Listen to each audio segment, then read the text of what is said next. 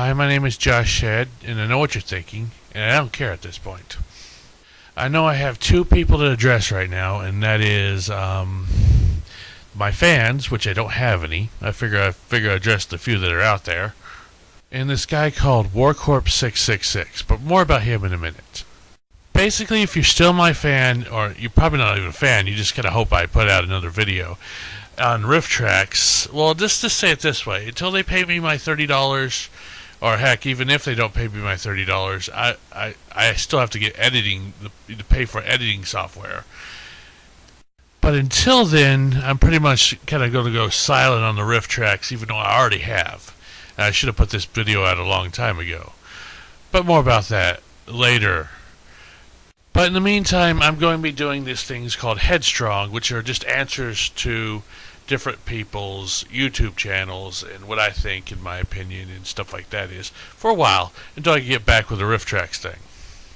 I guess I got one more thing to explain. If you guys see a little text box on the bottom that's ranty, that's voices, literal voices in my head answering and coming back over and what I thought about and uncensored what I thought about. Not just me coming up in the moment, but literally me thinking about, stuff that I should have put in the original video, or just thoughts that I had after. So it's all that put into one character. That's Ranty. So if you see Ranty, say hi, Ranty. And now on to the main attraction. Now I'm going to be talking to this guy named warcorps666. I've got a couple challenges to his thinking. Well, technically only one of them is a challenge, but the other two things is something I just like to see his thoughts on. Basically, so long ago, he was doing to this girl named response video to this girl named Krista, and I spotted one tiny bit of error that I think it would be a good idea he addressed. And that is basically the whole thing about the guy, or it was the kid that they had a sex change, had him have a sex change, and he basically didn't want to have it, which is normal. That's just biology. But my point, I guess I want to bring up is, why doesn't that work cross-culturally then?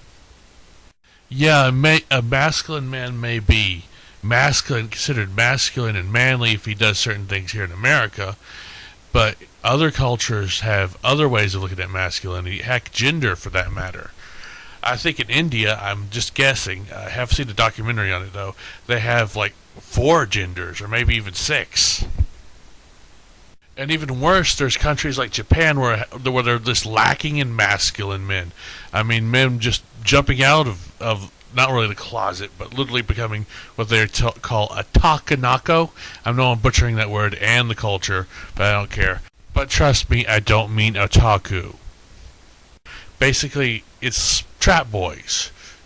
Boys that try to trap other guys in things like sex and stuff.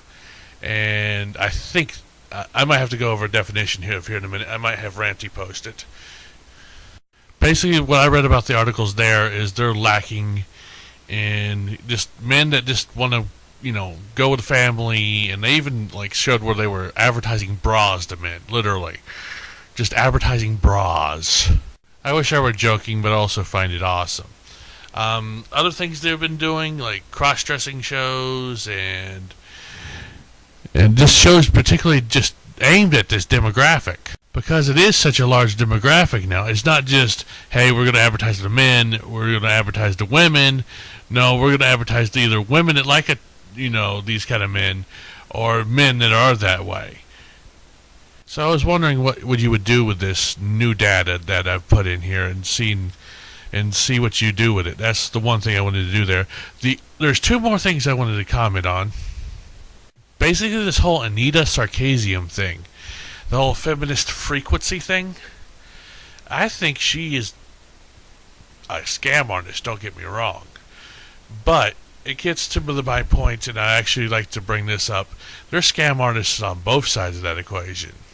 For example, I can't remember his name. Let me think about it right now. It's the guy that goes by Chafin's Inferno. I know he's a scam artist the same way, but he doesn't scam for money. He just kind of censors his channel. I know because I put a comment that directly opposed one of his facts, and he sent me an email saying, hey, you're a leftist liberal, which is, for everybody that knows me, I'm really a conservative atheist. So I'm moderate conservative atheist, but to be called a liberal would make them laugh. I mean, literally, they would laugh outright. And this all comes down to my theory that there's 5 groups within any group. One, the people that basically want to have an open and honest discussion and only want to prove, that their ideas are good and they want to improve society. 2, people that really are out there to attack and make money off those attacks by rallying the troops. 3, the troops. And I think the last 2 are just people that don't care, apathetic, and the defenders. The defenders are the people that, protect their ideology from everybody else. But my point is any given group has these people. And I was wondering what your thoughts on that was, because, there's a lot of people in any group, even drunken guys that run on YouTube, that probably would, mess things over. Literally, by attacking people, cause the discourse to get worse. And that's kind of bad all around. My last thing is not really a comment on anything you said. Actually, the last thing I said was the comment on anything you said. I just want to see your thoughts on it. But what do you think about superculture? I know it's just a term I made up, but the thing is, people are becoming more and more niche in their political beliefs and what they believe in their groups. Like, I'm a otaku, but I'm also something else and something else and something else, and a 5 layers difference between just a regular otaku or you just combine any, because no one is part of one culture anymore. A good example is no one in even the same country is part of the same culture anymore. I mean, I'm a southerner, so I'm part of that culture. I'm an otaku, so I'm part of a culture of American otakus.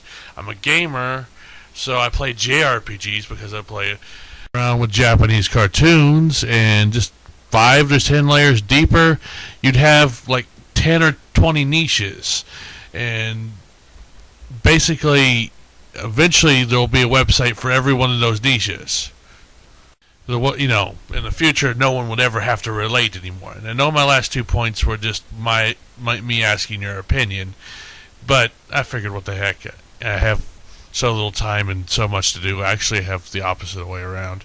I get your opinion on those 2 things, and besides that, I guess that's it. This is Josh Head signing off. Thank you.